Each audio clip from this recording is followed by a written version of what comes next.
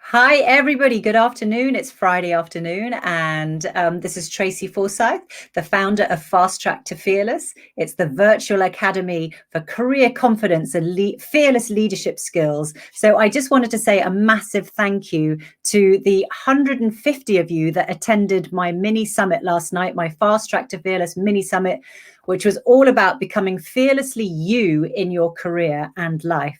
And so today I just wanted to remind you that my course, my very first course, Sell Yourself Fearlessly Without Feeling Like an Imposter, is now available. It's only available to sign up for 7 days.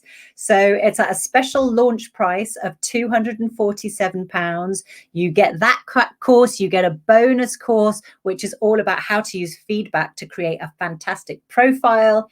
And also, I think if you sign up in the first 48 hours, it must be like another 24 hours left now, then you also get invited to a VIP group coaching session with yours truly. So that's priceless, of course, I jest. Anyway, so what I wanted to do today is just introduce you to one of my past coachees, just to explain from a coachee's point of view what it's like working with me and what it's like going through some of these methods. So without further ado, I would like to welcome Alex to the studio. Hi, Alex. Hello. So, Alex, you were actually my very, very, very first client. And so I've always been eternally grateful to you for choosing me in the first place and beginning me on my own remarkable journey. I found it remarkable as a coach. So, but if you could explain to those who don't know, what brought you to coaching?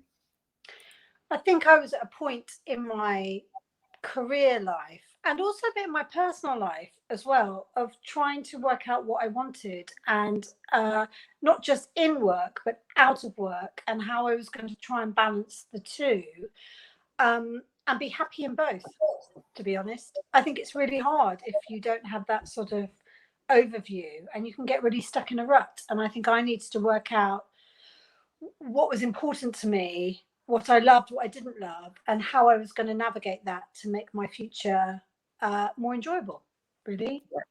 And you were already very successful by anybody's standards. So you'd been in it. Just explain a little bit about where you were in your career and what maybe were the blockers or the obstacles. So about 22 years in television, worked my way up from the very bottom. So from work experience, television was a second career for me because I've been a dancer before. There is relevance to this. And so I've been a professional dancer for 5-6 years, and that had ended very sort of badly, as in car accidents had ended. And so I had to think of, another career. So started from the very bottom up, work experience. And then by the time I met you, I had been series producing and directing for a few years.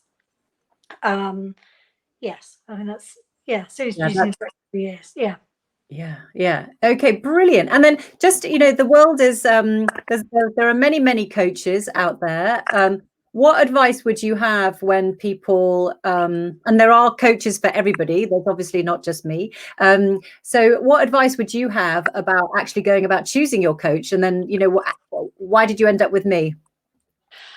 I think I was really lucky that I had already had a slight connection to you because I had been on a brilliant mentee scheme with women in film television. So I was very lucky that I was given you as my mentor, which was I knew was brilliant, but didn't quite realize how brilliant until I sort of had started seeing you a few weeks. And so when I was aware that you were coaching, I was in straight away because I knew that you had an understanding of the field that I was in, but also had an understanding of family life, had an understanding of things outside of television and about balancing, and that it not all being about work as well, if that makes sense. And so I think that's why I chose you. I think it's really important to get to know.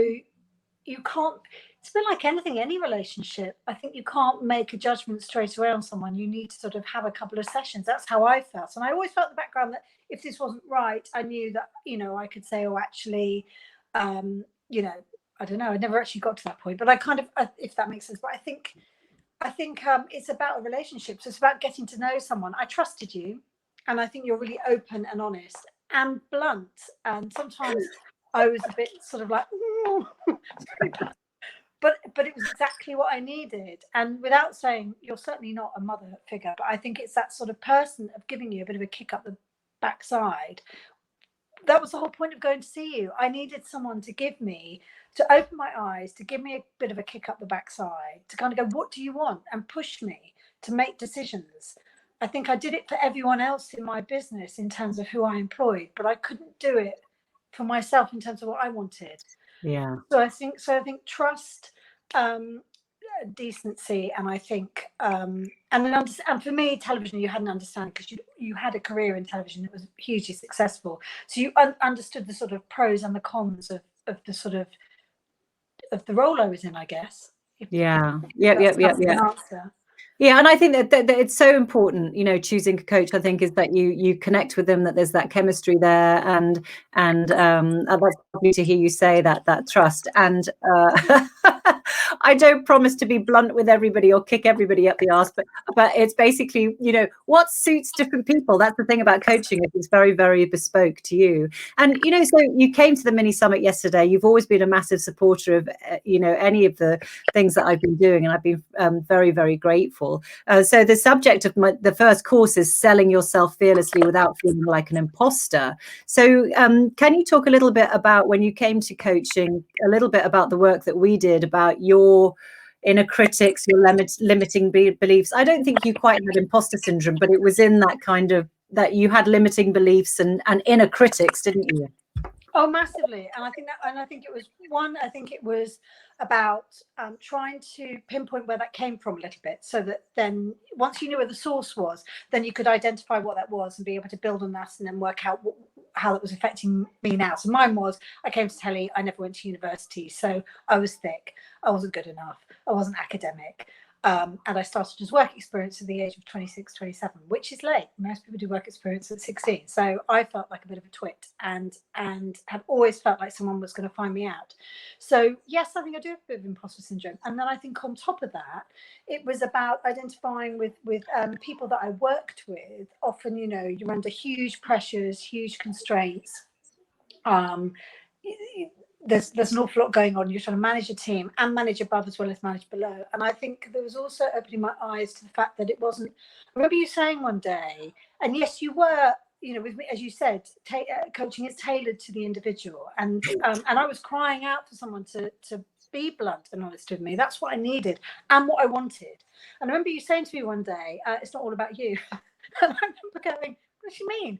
But it was because every time I saw someone's reactions or behaviors, I thought it was because of me. But it could have been because they'd had a bad day, a bad morning. Maybe they didn't sleep very well. Maybe they had an argument with their partner. It wasn't all about me. And I think that was hugely helpful in terms of me thinking someone's mood is not because I've put them in that mood or I've done it to them. So I think identifying why I felt inadequate, and then working out strategies to build on that would then put me in a position where I felt more capable and less inadequate. So thinking ahead was a massive thing, planning ahead, working out strategies that meant that I wouldn't get myself into those situations of feeling like that. Yeah. How was I going to manage a team in a better manner that meant that I didn't feel like I was having to respond immediately to them and therefore thought it was my fault that I hadn't managed them in the right way. So I think there was I think it was identifying what the things were and then putting things in place. It didn't always work, but you know, as in the concept worked. I just got to find a way to make it work in my way. Yes. But yeah, I mean, things like own, don't moan. I remember that. Own it, don't moan about it. Don't talk. You know, if there's no point talking. And I said it to my mother actually last week. So I think, you know, I think it applies not just in your career life as well. So much applies in your personal life. Yeah. So I think, you know, I think hugely beneficial actually. Yeah. And Yeah. I still Brilliant. have phrases in my head. Yeah, I mean, I think there's so much of that as coaching helps you with perspective, doesn't it? And it does help you realize that there is kind of your internal thinking process, you're kind of looking outwards, but there's also the reality of how people look at you, and often the two things are very different, and what is more real, you know. And I love that. For those who don't know, own, don't moan is one of my favorite sayings. So you know, it's just really because of my own realization that I used to whinge and moan about how this, that, and the other, and they ought to be doing that, and then I suddenly got to a leadership position and realized, well, there is nobody, I should be doing it. So owning it rather than moaning about it. That's brilliant. And what about, in fact, I can hear a bit of crackle. I don't know whether that's your, is it your, what I wanted also to ask you is like the selling yourself fearlessly without feeling like an imposter course does deal with that bit that Alex talked about, like really looking at underneath your imposter syndrome. What are the causes? What are the underlying causes? And when you have an awareness of that, you are more able to know what to do about it and how to find strategies to move forward. So that is definitely something that we cover in that course. And the other bit, Alex, is like selling yourself. So did you tell me about that, and how in any way did coaching help? Oh, so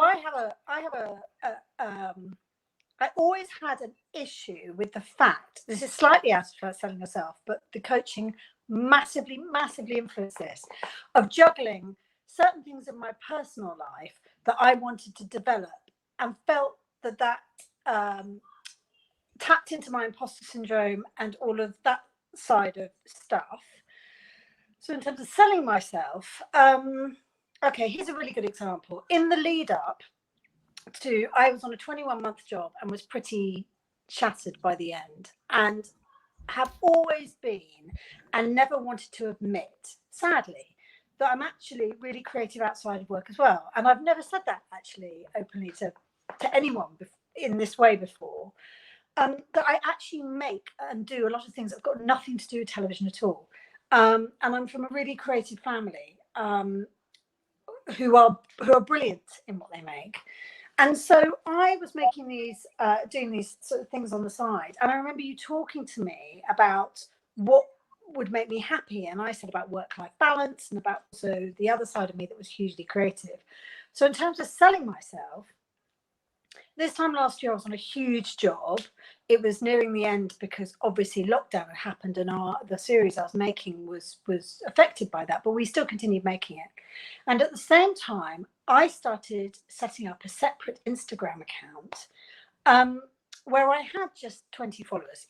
And it was just, I made candles. I'd made candles for years, and I made them. So you and I talked about this whole other side of me. And so I decided, in fact, I post far more on that than I do on my Alex Sunderland account.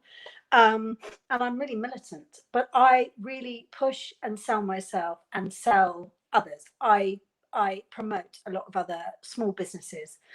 And from it, so now I think I have over 500 followers, which I was still running whilst finishing a television series, which I only finished in November. I have made 100 with outside the stores 130 sales all through Instagram, and I sell vintage containers filled with vegan friendly soy wax fragrance luxury candles. And I didn't want to admit that when I worked in telly, or when I work in telly, because I felt it was a failure that I wasn't 100% doing just television, when actually if I can juggle both, it's hugely fulfilling. So in terms of selling myself, and in terms of your last night's summit, I think it just sang to all of that, in terms of presence, in terms of just being out there, reminding people you're there, and from it, I've had several different markets now follow me, and I've had 4 really big county shows ask if I will sell my candles there. And I still feel like I'm winging it, because I think, well, little do they know I actually work in television. But then I think, well, no, I do both. Why do I have to pretend that I'm one or the other? I can do both. So it's a very long-winded answer, but I was thinking about this, and I was looking at my notebook, all the things you'd said about where am I most happy and how do I balance, or with the speakers last night talking about pay and negotiation. If it isn't right, then can you balance it more with hours that are better, so you can still find that you can get what you need out of that negotiation for a job, but still be able to balance your life, whatever it is that you want out of that job. And all of that is how I'm trying to sort of now maybe navigate this year. I don't know. Yeah, I mean, I think it was really interesting because working with you, you had this belief that you could only be taken seriously, I think, or really be doing your proper job if you were 100% devoted to that particular career. And yet there was this yearning inside you. The true sort of joy came out of your creativity and the fact that you created stuff and you make beautiful candles. So if anybody wants to check out Alex's stuff, is made by Al, right? Made by Al on Instagram. Al73.com. It's about to change actually, because I've now got to set up a. Oh, hang on, say that again. I said it wrong. So at made by Al73.com. Made by Al73. That's what it is. Yes, yeah. So you should check that. And also, you're somebody who's incredibly stylish, and you have that vintage look, etc. So it was like, in one sense, you were suppressing quite a bit of your fundamental sort of fountain of joy in order to fit in with what you perceive to be the right way to do things. And so, I remember as part of our coaching, it was like, actually, what is it that sparks joy? And actually, because like, if you do the stuff that really sparks joy and nourish those kind of creative bits, you have more energy for the rest of the stuff.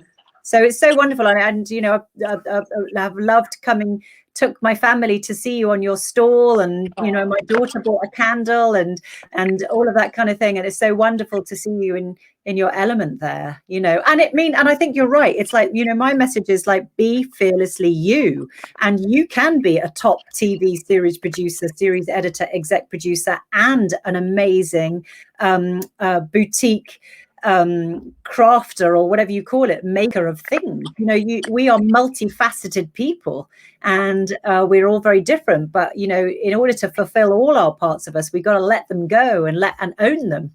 I think also it allows, when circumstances with you change, if you've got other elements to you, which I was too scared to push. I've had a really tricky year with my parents this year. They've been very, very sick, and I've been dashing to Scotland. I came back from Scotland last night, especially for your summit, but I came back, went up for 3 days and came back. And I think having the candles has allowed me to take a pause at the moment, not always, but just at the moment, to go, right, I'll develop this for now, get my parents sorted, and then I can work out where I'm at, and where and how I feel, about my job and which way I want to navigate with that. So I think it's been a really useful, I've sort of given myself several months to go, right. Yeah. So I think you bring up a good point, because the pandemic has had such an impact on many people's jobs, and I think it has highlighted the fact that if you've got different interests and different ways of making money, it's a good thing. And if you can indulge your passions and let out your creative side, or whatever your heart's desire, at the same time, then we're all good, and who knows what. Sorry. I think it also allows you to then make the choices in your other career that maybe you couldn't make if you were going back to back with jobs, or not having another side hustle or business. It can allow you to have some pressure off, to kind of go, okay, so money's still trickling in. So I can now, maybe that will influence. It's not going to put me under pressure to kind of go, I've got to take this job now because I've got this, so I think there's positives to it as well. Yeah. It can influence the decisions you can make. Yeah, brilliant. And then, so my final question is, when you think back at the Alex who started before coaching and the Alex now, what has been the sort of biggest difference, do you think? It's hard, isn't it? Because I don't, in many ways, I don't know, yet I feel stronger. I feel more empowered. And I feel more excited about the future, that I'm not stuck in a box. There's more to me, and actually that's really exciting. And actually at the moment, with my Made by Al, because I work in television and because I shoot as well as series producer and director, I now cut all my reels, make all my reels, and that people have started coming up to me saying, oh, I love your reels, I love how you cut this, I love how you do that. And so I'm now teaching people how to make reels, just small businesses, for nothing, not just people who I've met along the way, to encourage them and push them. So I've got a meeting with a little local business who has a stall, and I don't think their social media is very good. So and they're worried about their, how they do that. So we're meeting up next week, and we're gonna. I mean, already from a business proposition, I'm thinking, well, that is a service that you can offer, helping other people with their, I mean, I know that one of your values is generosity and kindness. And I have to say, everybody, that, when we went to her stall, we wanted to buy a candle. We bought a candle. She ended up giving my daughter a oil burner and loads of freebies. So I had to tell her off, because she actually probably was lost making that day, because she gave us so many freebies. So, I'm hearing that you're giving all these freebies away, where maybe I need to be tougher with you to say, make sure you charge those people for those services. Maybe I need to come back and see you again. Well, Alex, I just want to thank you so much for taking the time to support me and to tell everybody what coaching did for you. And I'm so thrilled to have your support and have an ongoing friendship. So thank you very much for doing this. And people on here have said, Alex, you are the best. And they've done your candle and all that kind of thing. So thank you very much. So everybody, at Made by Al 73. That's it. And it's going to change names soon, because it's going to get a bit more serious. But can I also, sorry, I know I always talk too much, but I can't say what a privilege it was to have you as a mentor, and then as a coach. I have my notebook still here with everything that you've sort of given me as tools. And I just can't rave about you enough. I think you're extraordinary. And I think how you push and promote other women and people, not just women, I think is fantastic. And we need more of you.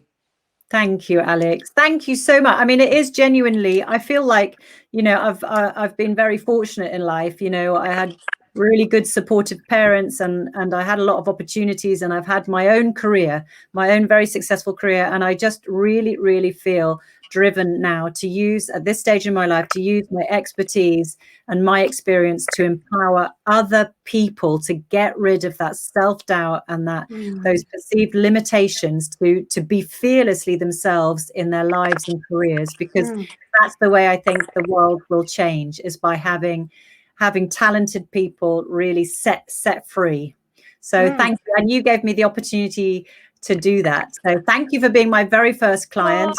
And I'm so grateful for you to do this. So I will close up by saying, anybody, if you're interested in that Sell Yourself Fearlessly Without Feeling Like an Imposter course, please do sign up via my website, fasttracktofearless.com. It is a very limited special offer, because it's my first one and it's the launch price. So it's incredible value. You get actually 2 courses. And if you sign up soon, you get a VIP group coaching with me for the price of £247. So it will never be that price again. All right. So Alex, thank you so much. I really appreciate it. And we're going to burn some of your candles today. Hey. All right. So thank you so much. Take care, everybody. Bye.